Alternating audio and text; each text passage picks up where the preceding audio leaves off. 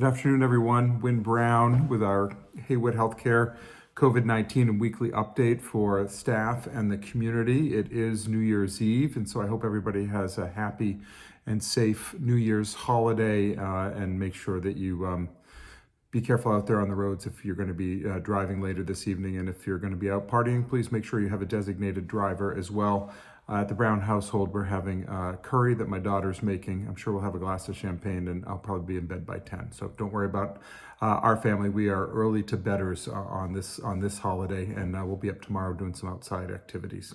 I hope everybody has a chance to get outside and do some things as well, as we really look at an incredible surge of COVID-19 in our community. You're going to see the graph. We are at 93 per 100,000.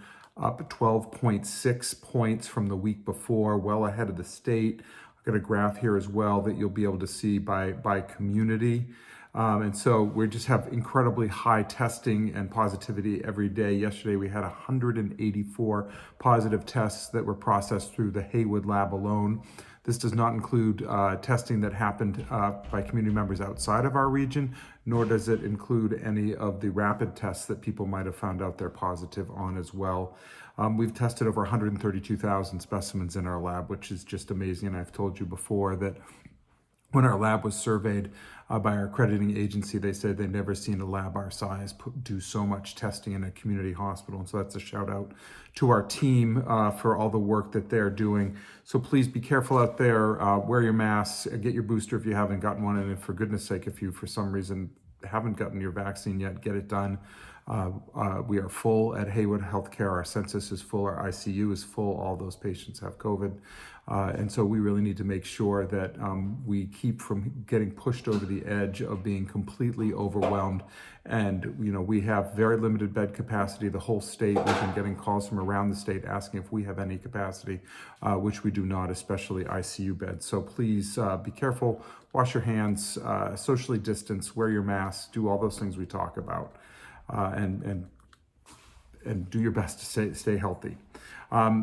As far as testing goes, I just also want to do a shout out to our testing that we do 7 days a week at our Damon trailer and also at our urgent cares. The staff that have been doing that have been doing it throughout the pandemic. They are exhausted. They're tired, and you can imagine this surge with lines going around the building to get the testing done. I just ask that you be incredibly patient and you be thankful and you be grateful to the staff once you have your test done, because we're also getting a lot of flack from patients, both on the outpatient and on the inpatient side. We call it in our household a lack of gratitude, and really you need to be grateful to the staff that are taking care of everyone in the community if you're people who are patients with us. So please be patient and be thoughtful and be kind to one another. It is incredibly hard time to be a caregiver in our community. But definitely a shout out this week, not only to our inpatient staff and outpatient staff, but to our urgent care and our testing staff. So they've been resilient throughout, and we appreciate what they do. There has been some billing confusion regarding COVID-19 testing for some people, and so we've got a link here for those who have questions to go forward and take a look at that, and that should answer any questions you might have.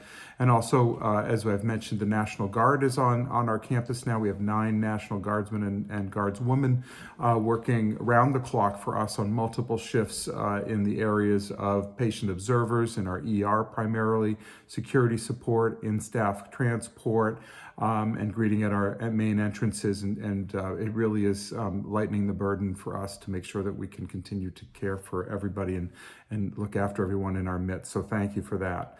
We also said farewell to 2 longtime staff members this week. The first is Sandy White. She retired yesterday. We celebrated her retirement as administrative assistant at Athol Hospital after 47 years of service to Heywood and the community.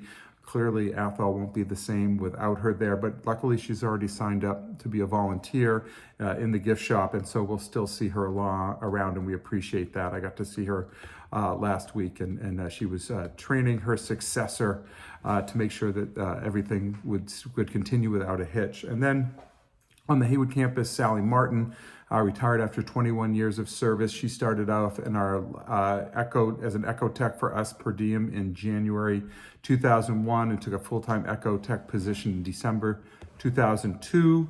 Prior to working at Heywood, Sally worked as an LPN in private practices in Leominster and also worked as an ecotech in cardiology practices in Leominster for many years. She's been an asset to our cardiology department and for her technical and office experience and great leadership skills as well. She was covering supervisor many times over the years, and she did a fabulous job as a leader and as a mentor, and she always helped train new techs and students. And I don't know if the community really realizes how many students in all sorts of clinical modalities train for us, and that is one area, and we appreciate the work that she did there. It's even noted that she once gave up 8 hours of each week to help a coworker pick up those hours after there was some reduction in cardiology. That's just the kind of person she is, really. Heywood, giving to the core. She's the first to start working each day and get everything ready, and always doing extra things like cleaning counters and computers and phones. We call her our department detective. She is always finding missing things and solved many mysteries. She'll be missed by all of her colleagues and friends in cardiology and by the entire Heywood team. So congratulations to 2 richly deserved retirements. We will miss you, but I know we'll be at least getting 1 back as a volunteer. We also put out, Jillian Hillman put out Put Yourself First, Self-Care this week, looking at New Year's resolutions and skip them and work on getting in shape. And so making some lifestyle changes. So hopefully everybody took a look at that. If you click through and go to Heywood Cares, you'll actually pick up 10 Heywood Cares points. Those would go into your account next week. 5 healthy New Year's resolutions for everyone. Reduce your stress and improve your mental health. Get more sleep, get more exercise, commit to a healthy eating plan, and make time for an activity that makes you happy. So log on to Heywood Cares and pick up your points, and then take a look at all the activities that we're going to have throughout the year to help keep everybody healthy and well. Just another point as I get ready to close, there's been some question about the Quabbin Retreat. And the services there are fully operational. And so we have addiction treatment programs there operating via telebehavioral health services. We offered structured outpatient program, which we call SOAP, and intensive outpatient program, which we call IOP. They are 3 hours Zoom-based in a format from 9 to 12:30, focusing on addiction recovery. It's a 10-day program. We have individual counseling, substance use evaluations, and care coordination referral. So just to remind people that those services are available. And thank you for all you do to keep our health system strong, support one another during this incredibly challenging surge in the pandemic. And I hope everybody has a happy, healthy new year as we continue our journey to be one of the best community health systems in America. Take care.